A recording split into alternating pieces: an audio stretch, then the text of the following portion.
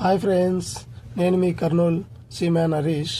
ఈరోజు మీకు ప్యూరిఫైర్ ఎలా స్టార్ట్ చేయాలో చూపిస్తాను. షిప్లో ఇంజిన్లు రన్ అవ్వాలంటే డీజిల్ అవసరం. మరి ఆ డీజిల్ని మేము బయట నుంచి తీసుకుని మా షిప్లో స్టోరేజ్ ట్యాంక్లో ఉంచుతాం.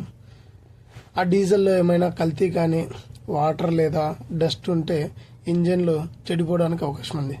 అందువల్ల అన్ని షిప్పుల్లో ప్యూరిఫైర్ ద్వారా దాన్ని ప్యూరిఫైర్ చేసి డే ట్యాంక్లో స్టోరేజ్ చేస్తాం. ముందుగా ప్యూరిఫైర్కి ఫీడ్ పంప్ మరియు సపరేటర్ పంప్ స్టార్ట్ చేయాలి. దాని యొక్క ప్రెషర్ చెక్ చేసుకోవాలి. మరి ఆయిల్ లెవెల్స్ మరియు స్లడ్జ్ పంప్ రన్ అవుతుందో లేదో చెక్ చేసుకోవాలి. పంపు ప్రెషర్ ఎక్కువ అవుతే బ్యాక్ ప్రెషర్ వాల్ ద్వారా అడ్జస్ట్ చేసుకోవాలి.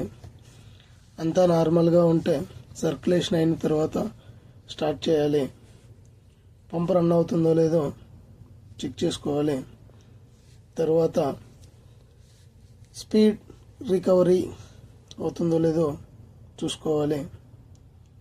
ఆటోమేటిక్గా ఫిల్లింగ్ వాల్స్ ఓపెన్ అవుతుందో లేదో కూడా చెక్ చేసుకొని మరి క్లీన్ అవుట్ ఆయిల్ మనకి ప్రెషర్ నార్మల్గా 1.5 to 2 బార్ ఉండేలా చూడాలి.